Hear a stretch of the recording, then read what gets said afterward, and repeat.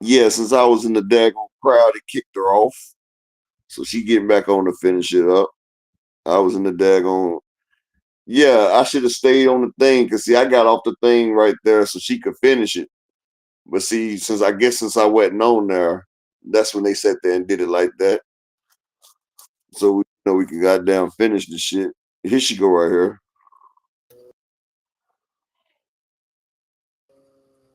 Yeah, I'm gonna have to stay on here with her.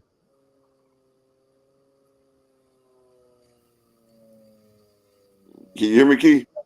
Yeah, I'm just trying to wait for more people to come in because I think I think people are still on the other page. I'm not Nah, sure. we got 15 in here right now. Okay, okay, Upward. That's you guys know he's trying to rush me up out of here. Nah, no, no. What it is though, I since I got off because I got off and I wasn't on here. I guess I don't know. That's why I just stay on here too. Then because I was sitting there listening to her from YouTube, and I think Okay, that's what happened. okay. So where was I? Yeah, Oh, everybody back in here. okay. So where was I? Oh, white women in distress. So So I'm she's gonna have to. I'm gonna just mute myself. I'm gonna just mute myself while you continue because I guess if I get off the screen, look at Mark. He's talking about what the hell happened. Yeah, what? Can yeah, you put we back. it back up I'm gonna or have no? to see. If you Um, can't, it's okay. let me see. Scene media. Let's see. It's okay if you can't. All right, but let's get this kicked off. So, where was I? Oh, white women in distress. So she pulled that role because she was pregnant, right? And so she was, she was starting to have contractions and hot flashes, and she started gagging. So the police was like, you know what? We don't think that this girl hurt nobody. She didn't. But what they did not know was that prior to her doing all of this and the day that the police had came there the previous time, that Charlene and Gerald had got into a really big fight, and she was concerned that they were going to be found out because up until this point they had gotten away scot free, right? So Gerald ends up cussing Charlene out because he's like, look, you got to maintain your cool. If they were gonna arrest us, they would have did that already. Charlene like, nah, you a damn lie, because they already got us fingered. You know what I'm saying? Like they already got our pick. They know who we are. So Gerald, instead of staying by his wife and consoling her, Gerald chucks up the deuces and leaves Charlene, y'all. Yes. So in fact, she was telling the truth to the police officers because he did end up leaving her. But it did not stop there. Charlene didn't want to be in the house alone. So she decided to pack up her stuff, okay, and go back to her mama house. Finally, we ain't talked about her mama in a long time. She finally goes back to her mama house where her mom is surprised that she's pregnant and she wants to be around her daughter and whatever, her grandchild. So she's trying to, uplift her daughter because it is said that Charlene's spirits was low due to the fact that her and Gerald is now over. Remember, she's been committing all these crimes with Gerald and for Gerald for the past, what, 2 years now. And now he's left her. He was done with her, kicked her out like a bad habit. So Charlene is now with his wife. I mean, with her mother. But it did not last long because Charlene wanted to go back home.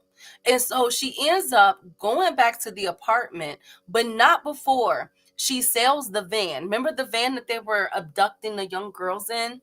She ends up selling that van. And so she ends up getting another car. She ends up using another car, a Volkswagen that Gerald had actually gave her when they first started dating, but she never drove.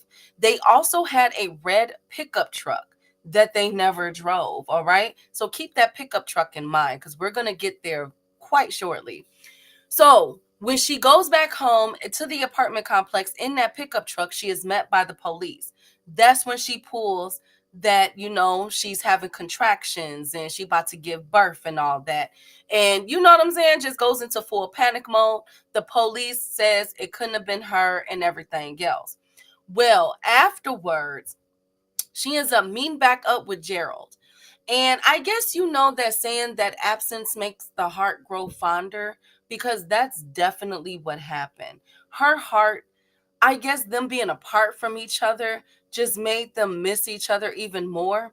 So much so that a few months after they unalived Virginia, on November 1st of 1980, they decided to stake out just for old time's sakes, you know, just to, you know, get back in the groove of things, the rhythm of things, because the police ain't been bothering them the past few months. The baby is now growing inside her stomach. She's visibly pregnant at this point. You know what I'm saying? So she's like, you know what? Let's, you know, the police ain't arrested us in all this time in the past couple months. Let's do one for the road. How about that? And that's what they do. They decide to go to a fraternity party and stake out at this fraternity party. And on November 1st, Craig and Mary Elizabeth was walking outside of this fraternity party, having a good time. They're a couple, for Christ's sakes, right? And what does Charlene do? What she does best. She gets out the car and approaches them. But this time, this is a whole different MO, because this time it's a guy there. So she couldn't do it by herself. Actually, Gerald joins her and they begin in front of this party to abduct Craig and Mary Elizabeth in front of several people. But guess what, ladies and gentlemen? Guess what? One of the friends of Craig's come up and tries to intervene, tries to get involved and, you know, stop this abduction from happening. But Charlene, old thug life to have himself, jumps in front of this friend and start beating on him to the point where Gerald was able to get both of those individuals in the car, and they were able to skirt off. So Charlene was definitely thugnificent in the story, okay, because they were able to do so. But in a couple of miles, unfortunately, Gerald ends up stopping the car, getting out, and unaliving Craig, the boyfriend. He then gets back in the car and drives and takes Mary Elizabeth into a secluded area. Y'all already know. And you already know what Gerald does, what he orders her to do, you know, what he forces her to do, and throws her and shoots her, unfortunately, and throws her body into a rural area. Unfortunately, okay? So she was unalive. They were unable to save her. Meanwhile, back at the party, the guy that Charlene had beat up, okay, for them to get away, he was able to, before they got away, memorize their license plate. So when the police arrived, they finally had a witness, something that they did not have in the other murder. So so this witness was able to go down to the police station, give the license plate to detectives, and when they ran the plate, it wasn't a guy popped up. And this guy was the same guy from the bar that Virginia worked out, remember? But this time his name wasn't Steven. His name was Gerald. So they like, wait a minute, what the hell is going on here? So they showed the picture of Gerald to the witness. And the witness is like, hell yeah, that's her. Hell yeah, that's her. I mean, that's him. That's him. That is definitely him. So so the witness is able to make a positive ID on Gerald. And this time they have all that they need to go down and get these two. But before they were able to, y'all already know Charlene, aka Thugnificent, is in her bag, all right? Because she knew something like this was gonna happen. She already was ahead of it. So when the police arrive back to their apartment, Charlene and Gerald is gone. All right, they are gone. They like, wait a minute, we gotta bounce because they on to us. But the police did not know where they had went. Well, what the police did not know was that Charlene had been in contact with her mother. And as Charlene asked her mother to send her $500 as an emergency so that her and Gerald could get the hell out of Dodge. All right.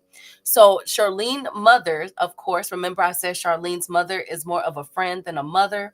She decides to wire transfer the money to them, and Charlene picks it up and they buy 2 Greyhound tickets to Utah and go to Utah. Ironic, right? One of the most, I'm not even gonna go there. Shout out to Utonians. Shout out to Utonians.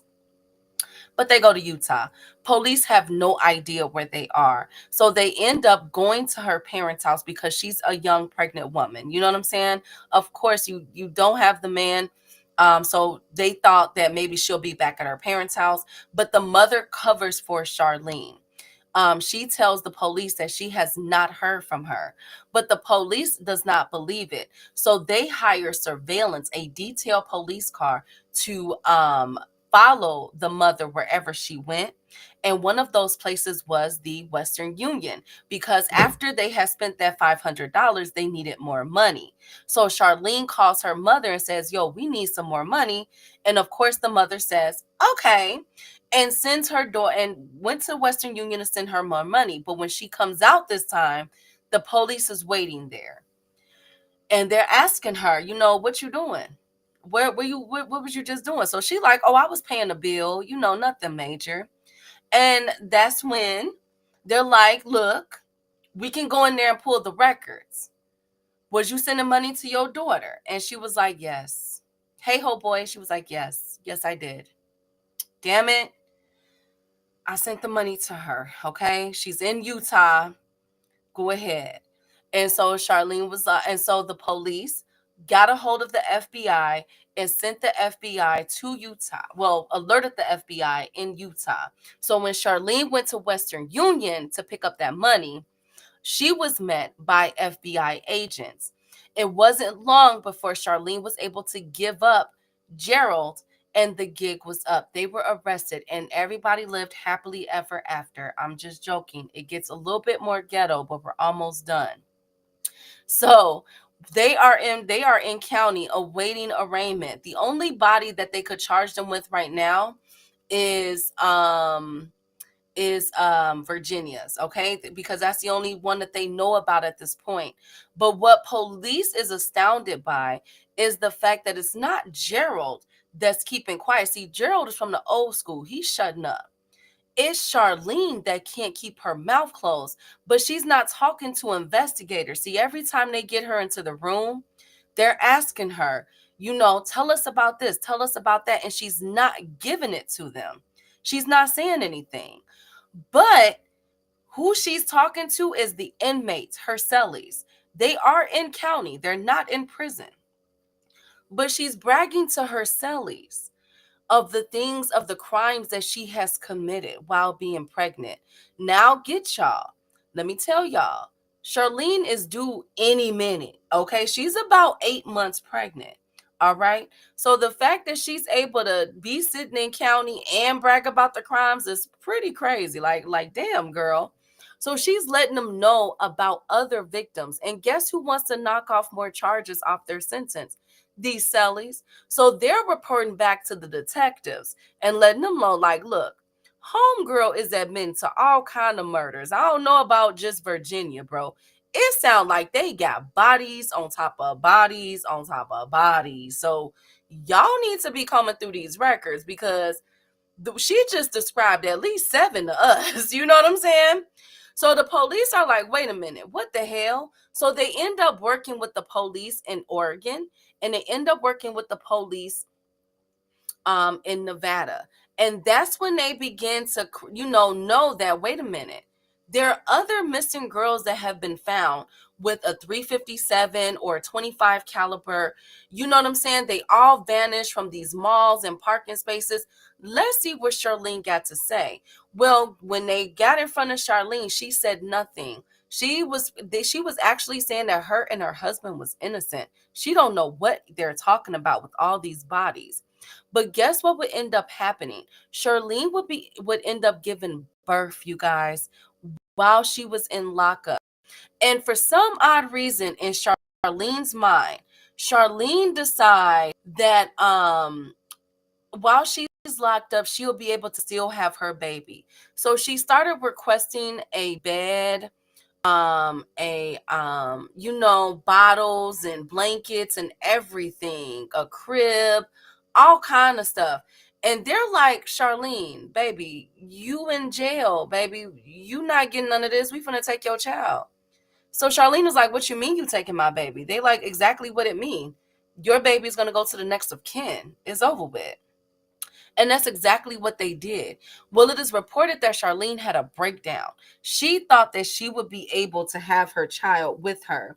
And now that Gerald was out of her arms, and Gerald Jr., because she named her son, it was a boy, after Gerald, the accomplice, Lord Jesus. It is said that she lost it. She wasn't used to being alone. She needed her husband, and most importantly, she needed her child. And then it's set in on her that she's looking at life in prison, and she can't do life. What do you mean? Like, I'm not doing this. And so it went from Charlene being the accomplice to Charlene being the victim. Oh, she changed it. She switched it so quick, real quick. And that is when she began to sing like the prettiest canary you've ever heard in your life. She was singing better than Mariah Carey in there. But she was telling investigators that it wasn't her doing, that Gerald was the one. He was holding a gun up to her head. You think that he was only putting the guns up to the victims? No. He was threatening her too. She was not a willing participant.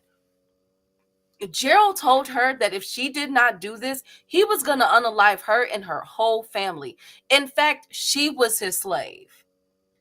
Gerald, no, I was a victim just like those victims. The only difference was that he made me marry him. Oh yes, she tried to remove herself of any crime or any wrongdoing. She put it all off on Gerald. Well, when this got back to Gerald, he was shocked. He like, what happened to one band, one sound, bro? You just gonna tell on me like this? So Gerald is like, no, that's not true. She orchestrated the whole thing. What is you talking about? She wanted this too. The police had enough, but they knew that they had to get these people off the streets.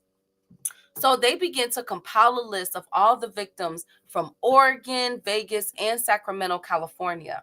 And that is when Charlene began to admit to all the deaths that they did, right? All the murders that they did. And she went into detail, the how, when, what, why, everything that you can imagine. That's how I knew that she was ecstatic, that she was aroused by these killings, because she told them that it made her feel good. She liked the fact of these women taking their last breaths and everything. But she was a victim. She was under some type of control, some type of spell. Isn't that crazy? But guess what? The WWID, the White Woman in Distress, worked.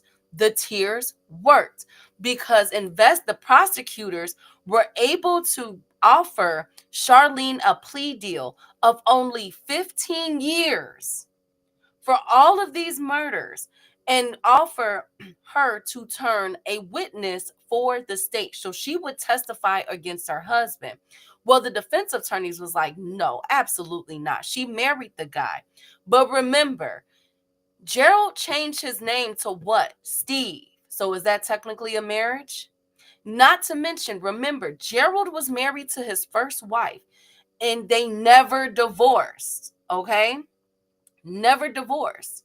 So technically, he was still married from the first marriage, and any marriage afterwards is null and void. So she was able to become a witness to the state, and she was able to testify. She took the plea deal of 15 years, and she was able to testify against Gerald.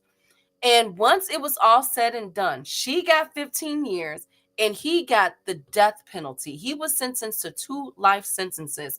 When it was all said and done, they were responsible for over 11 murders. The reason why they don't know how many murders there are is because of how secluded the bodies were being found in the forests, in ponds, in everywhere. Animals are getting to their bodies or anything, but it's suspected that they have killed between 11 to 20 people together. Okay, making them one of the most deadliest duos to come out of California in this state's history. All right, now what happened to them? Well, I'm glad you asked. Charlene was released in 1997, where it is, I assume that she changed her name. She did give one interview years ago in the 90s where she has maintained her innocence and has said that she was put that she was done all of these things she did was against her will. She did not do any of this, okay? That Gerald made her do it.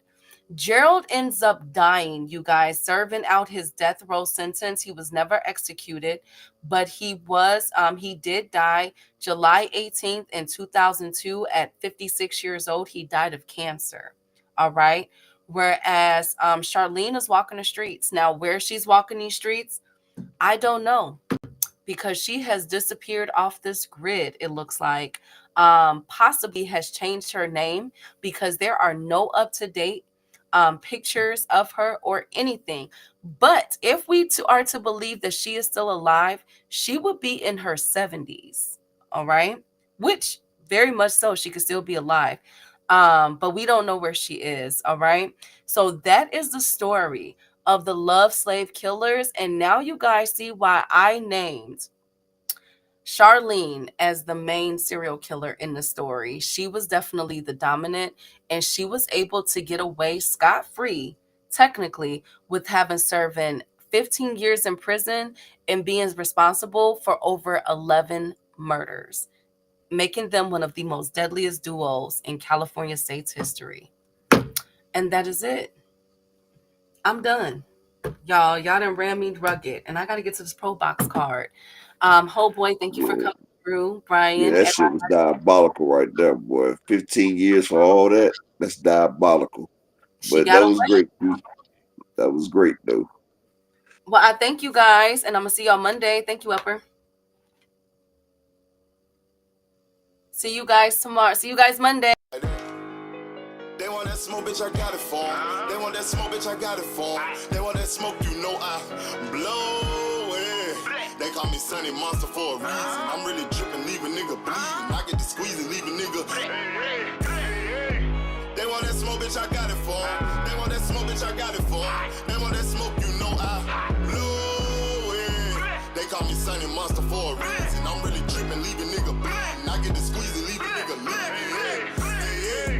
Raw Molly got me all up in demon mode. Mouth moving like I done put clean in my nose. Trying to catch me a op, I can leave with some hoes. He standing straight up, watch I make him lean with this pole. Would've thought it was closed, how that heat made him fold. Thought it was a game, he won't think no more. His brain's gone, nigga. It be exciting when I get to strike. And guns sound like thunder, hit you like lightning. Fight for your life, we don't do no fight. We really hit it, nigga. We worse than savage, they calling us Vikings. Police be riding, we still be sliding. Told you we hitters, remember the time.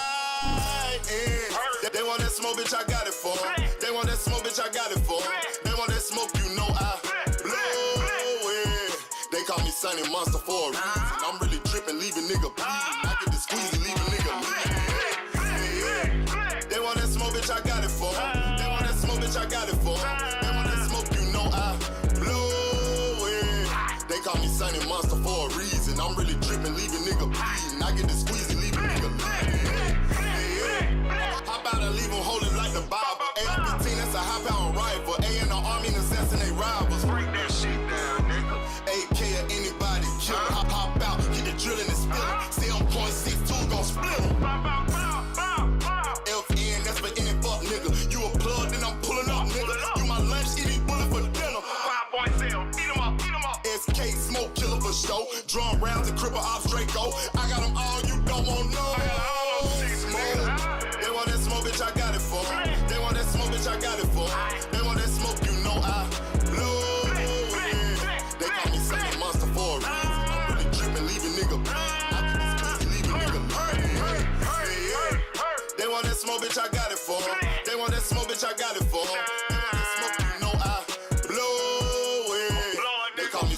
monster for a reason. I'm really tripping, leave a nigga bleeding. I get the squeeze and leave a nigga bleeding. Y'all know what the fuck going on around here, nigga. Y'all nigga keep talking about you want smoke. You can't catch me on social media, my nigga. I'm in the street with it, you dig what I'm saying?